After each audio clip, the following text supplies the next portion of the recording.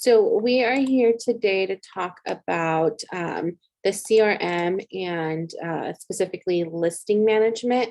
So we've kind of been breaking down the CRM like section by section. Last time we were talking about, was it clients and contacts, if I remember correctly. So if you guys have questions about that, let us know. And then you can always watch the replay on our YouTube channel. Okay, so let's go ahead and share my screen.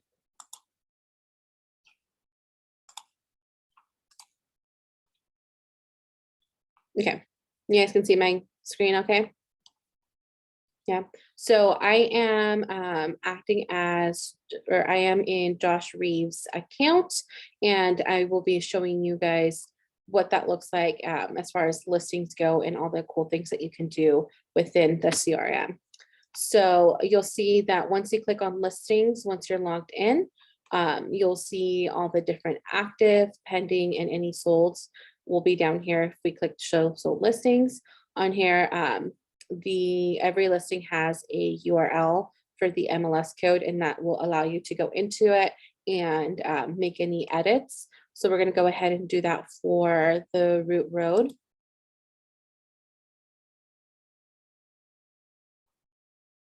So first page that we see is kind of a snapshot of the property. It's active, listing price, all that fun information. And then you'll see here that we have a listing page and a property website. So each listing of yours actually gets two different sites.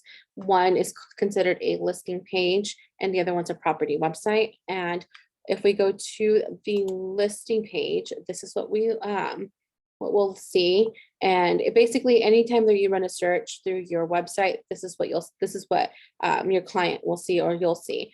It'll match your layout for your website. It has all that information, how many views, days on site, your contact information, and then, general features, building features, property features, schools, and then kind of breaks it down by neighborhood, and you can see more information. I was going through this today and I thought this would be a really great way to get some information for your social media pages. Like this could be a post about, this is within the neighborhood of the zip code 95357.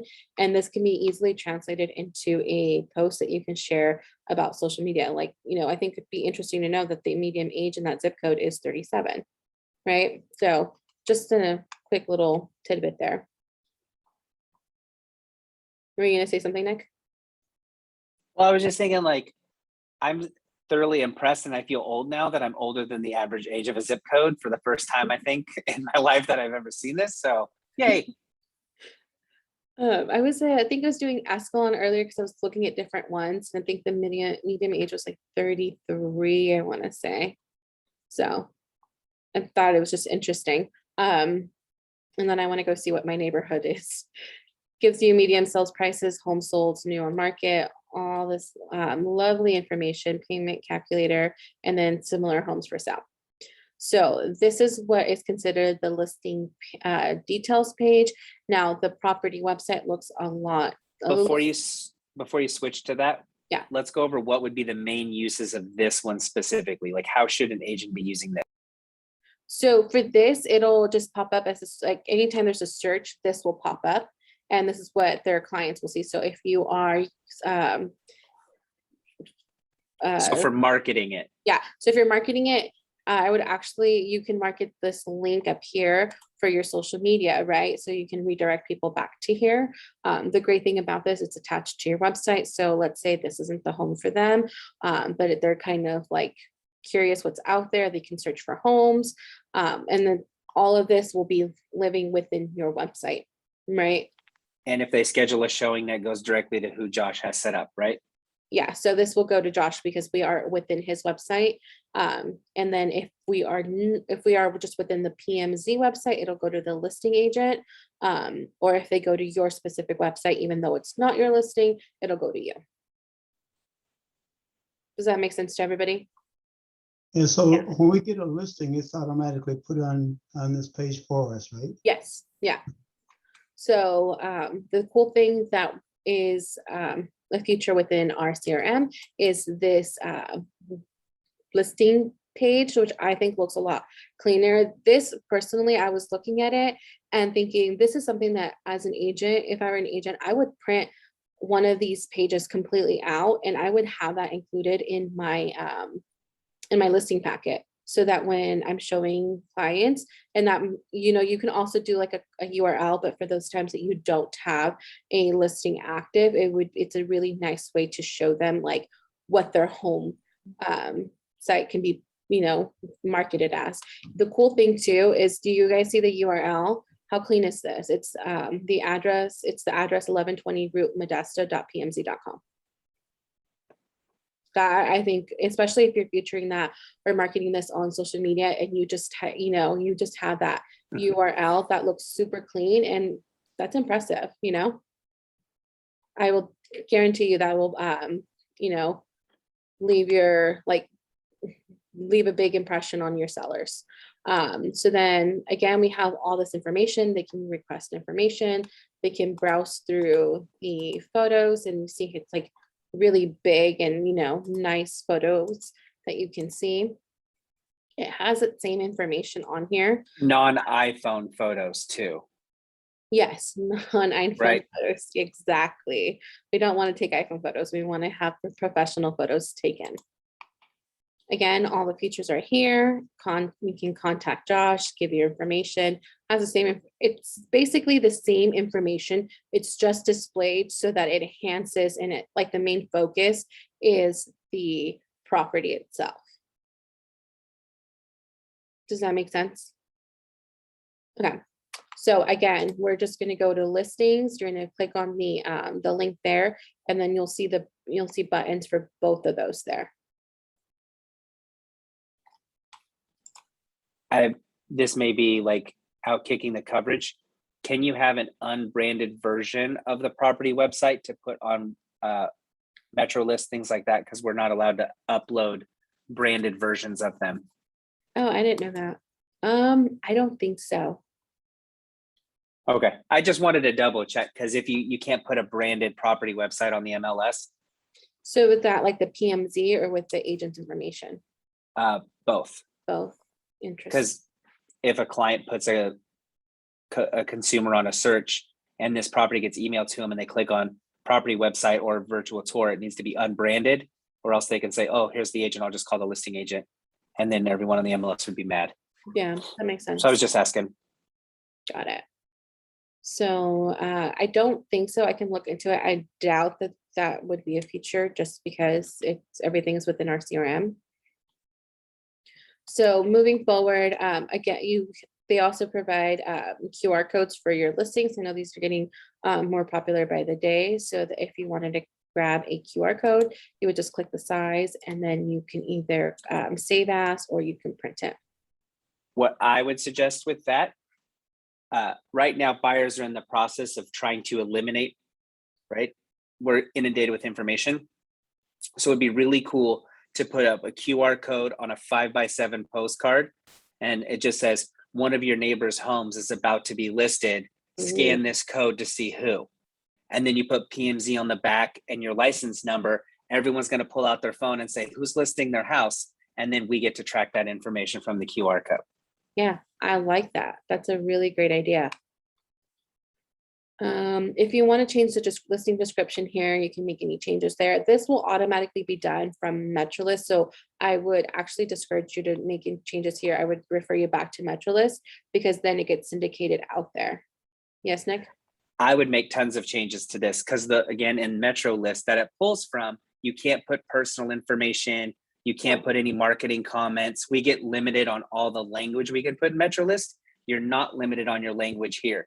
So if you want to say, hey, for a private showing with a buyer specialist, text us today. You can add other websites into this marketing description because you're not under the rules of MetroList. So anything you want to put creatively in your marketing comments, by all means, absolutely go ahead. Because okay. I don't know about you, but I get all those warnings all the time for agents who put in like virtual tour available, open house this Saturday and Sunday. All offers will be reviewed Monday. You can't put those in marketing comments on the MLS, but you can definitely put them here. Okay.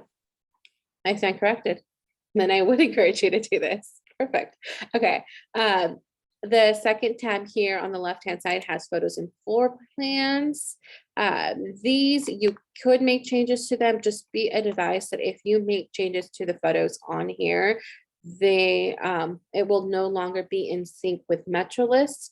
So if you are wondering why a change hasn't been made on there, that's why. And then you can reorder them, you can delete them, you can remove them. And then you can also, let's say you want to label one as a floor plan. You can click on this little edit button, the little pencil, and then mark this as a floor plan here. And do cancel because we don't want to do that for Josh. So tours. We don't have, I couldn't find one of his that had a tour, but if you go into tours, you can type, enter your URLs. So the best way I can show you is by using, I think Debbie, you're on the call, right? I was looking at your listings and I do see that you have a tour here. So what that does is for tours, when you click on that, it'll take you to a new window and it will start eventually. Once it's loading, it'll start playing and then it'll show them the tour, right? There's another way that you can get this done, and let me show you. This is Leah's listing, and then you see here the difference has tours and virtual showing, right? So if I were to click on tours, again, it's going to open up a new tab and redirect me somewhere else. Here we go. However, if you do it under virtual showing, it'll just be embedded within that page. I would recommend doing this and having it embedded in the listing page because you're keeping people on your site and they can search for more properties. You have their, if they want any more information, it's there versus taking them here and they're basically limited to just this listing. Okay. Thank you. Of course. So let's go back to here. So for virtual showing, if you have a tour here, this is the link that will redirect them to the other, to open up a new window. If you want to have it embedded, you'll want to do it under this section here. So my advice would be have that video uploaded to YouTube, like a YouTube channel, and then all you have to do is copy and paste the link here. There's other options for you as well.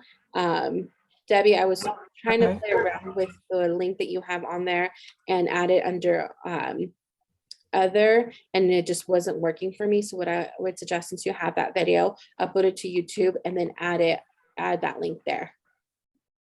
Okay.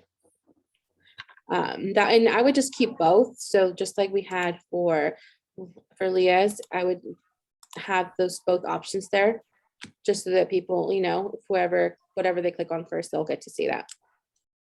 Okay, great. Thank you. Of course. So moving on, now we also have an option to see registered views.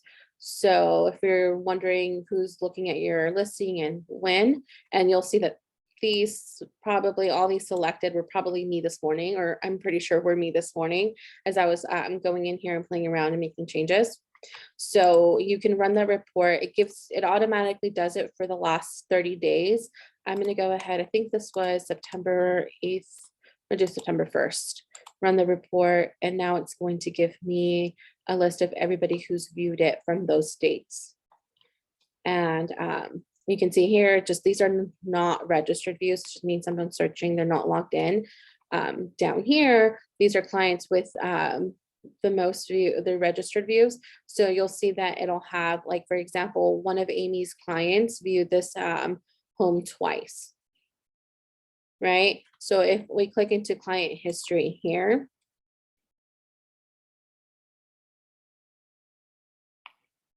it'll say that on November 11th or November 2nd, the client saved it as their favorite. So this is something that if you're going in here and reviewing this information, you can email, and notice it'll say email agent. You're not going to be able to contact her client directly. You'll have to go through her, obviously. So it gives you an option to email that agent, and that way you can follow up and say, hey, I'm curious, like, what was the feedback, or, what's going on there? Just to be clear, this is different than buy side. These are just registered clients inside your website, not people from buy side. Correct. So Yeah. there could be multiple agents coming from different avenues. Mhm. Correct. And then let's go back to back here. Nope.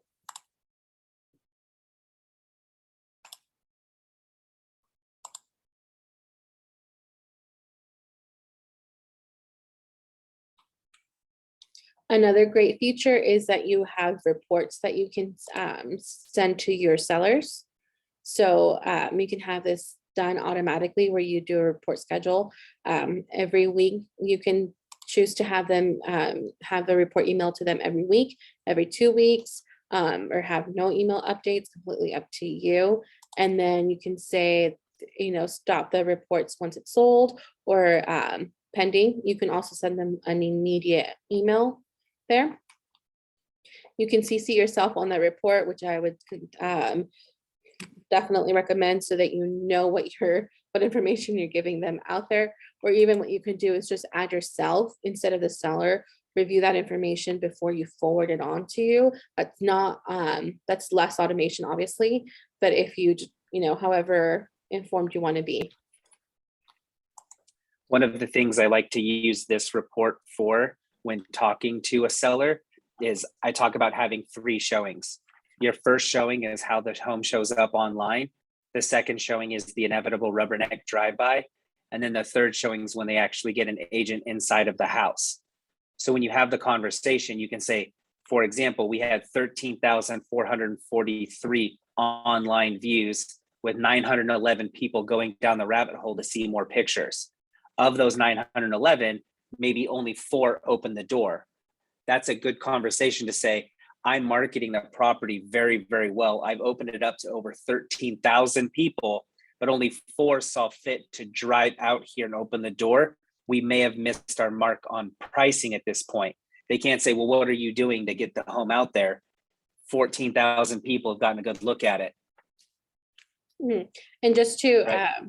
clarify, so it showed up on 13,000 search results. 911 looked at it. Yeah, 911 actually clicked into it. Yeah. And this is in the last week. This is the same for the last month, and this is since it's been listed. And then this just gives you a graph of what the activity is looking like based on dates. So like a timeline. And then nearby properties. So I guess this shows like nearby properties too. That's interesting. Oh, I think this is like at the bottom of like a similar property, what it displays underneath. Yeah. If you take that radius out, it'll show active, like, because you always need to know your competition too. Mm-hmm. There's not a lot out there on Route Road, but there you go. Once you scroll it out, you can see who you're competing against, because nobody goes and looks at one home, right? Right. And then it even shows pending, sold. And then at the bottom, it'll have the definitions just in case they're calling you like, okay, what's this number again? It'll have, it gives a summary or a definition there, so you can always refer back to that as well. Everybody with us so far? Okay. Are there any questions on how you would use this for your business? Because this is what number one complaint from sellers are about us, is lack of communication. Sending this report and following up with a phone call will eliminate that from a complaint about you. Mm-hmm. I really like that feature where you can just automatically send them a weekly report or whatever, but the weekly report is really good. Mm-hmm. And then, like I said, CC you on it so you know what you're sending them. And then you can review those numbers. So when you do follow up with them on a phone call, you can just let them know like, hey, you should have received this report. And sometimes it'll just be a reminder, like you should have received it in case it goes to their junk mail too. Okay, so you can also, and I think I've only had an instance where this did it one time, where it's not necessarily placed in the right location. So if you do need to, you know, change where it's being marked at on the map, you can make those changes here. And then this is automatically set by Google, but sometimes if they made a mistake or so, it's a little off, you can make those changes. And then lastly, I would say, I think 2 weeks ago, I had an agent who was like, hey, I'm doing an open house for, it was a Thursday. She's like, then the listing isn't going to go live until Friday night, but I'm doing the open house Saturday. I need flyers, but I don't have photos either. Right. So I was like, okay, this is interesting, but I referred her back to how to create flyers through the system. So if you're ever in a pickle similar to that, where we're not here to do that for you and you need it done, you can always go into the CRM and create flyers. So let's say we're going to go ahead and use the first template. We click preview. And literally automatically, it's already pulling the photos there, the description, all that in my information. Super easy, right? Let's say these are not the best 4 photos to represent this property. I want to change it. All I have to do is click on this edit button here. And then click on flyer content, gallery, and then add images. And it's going to pull all those images from the house. Now I'm just going to select my favorite 4, which I'm totally just, and then add collection. And then if you want to add more photos, that one only had, I think it was 4, but if I want to include more photos, I can just add them on here, click save. If I'm sure, yes, I am. And now it's automatically going to add those photos for you. So you're not. When you started this particular part of the presentation, you said the person needed flyers, but they didn't have pictures. They didn't have pictures. They weren't going to get pictures until after 5 o'clock on Friday. Oh, okay. So this is something, once they had those photos first thing Saturday morning, before their open house, they were able to get this done. So let's say, so that's a cool thing. You're not limited just to the 4 on there. If I want to get rid of some, I'm just going to go back to gallery, and then I'm just going to delete them from here. And then click save, I'm sure. And there we go. If I want to change the listing content here, this is where I would make those changes. Then click save. And then from here, I should be able to either send this as an email or download it as a PDF. Super easy, right? And then the cool thing also is if you are doing a listing for someone else, like, or an open house for someone for not a listing of yours, and you want to use these flyers, you can still do that. You would just go to marketing and click on flyers. And then I'd have to switch listing here. You just type in the MLS number. So these are just different office listings. I'm going to go ahead and click on a random one. And there we go. Yeah, so of course I picked Such a beautiful one to pick. Yes, right. That's what happens when I pick something random. But yeah, so you don't, even if you're just if you're not the listing agent and you still want to do a flyer for your open house, you're you can still use the system. You just would go under flyers. Okay. Well, that was the listing portion of this. Do you guys have any questions? Anything that you want me to go over, clarify?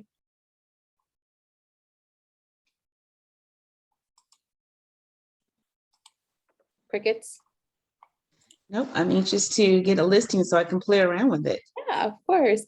Does anybody want to share like something that they're the most excited to have learned? Something that they didn't know? Well, this whole feature I didn't know was there, unfortunately. So it's really nice to see that we have our own little where we can have flyers if we need them to print up and, with our logo and our picture and everything. I don't know, maybe Awesome. Cool. Anybody know else want to about- share?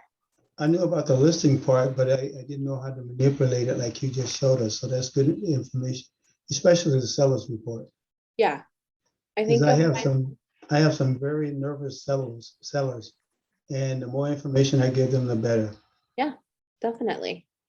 And then just to also, so that you guys are aware, those listing views are just from within the PMZ website, right? So that's not including Zillow, Realtor.com, all those other search engines. Okay. So make sure you add those in a separate email is what she's saying, so Yeah. that you can show them it's being exposed everywhere else. Anyone going to do that QR coming soon? Check out which one of your neighbors listed their house. That's fun. I want to do that. Yeah. That's a The good more one. you can tease people in mail and emails, the more that you're going to capture leads, because that's the whole point, is you got to bait the hook. The Mhm. more information we share, the less likely they are to call us. Yeah. I love that. Okay, Thank you. cool. That's our chapter. Oh, that was Cynthia. Cynthia's on the call. She's the one that, sorry, I just saw in the chat. She's the one that wasn't able to, who had the photo, who needed the flyer made a couple weeks ago. Alrighty, awesome. Well, thanks for joining us. I hope you guys found this informational and useful, and you can use this the next time you have a listing. Awesome. Thank you. Okay, awesome. Thanks for joining. Thank Guys, have a you. great weekend. Bye. As well. Thank you. Bye-bye. Bye.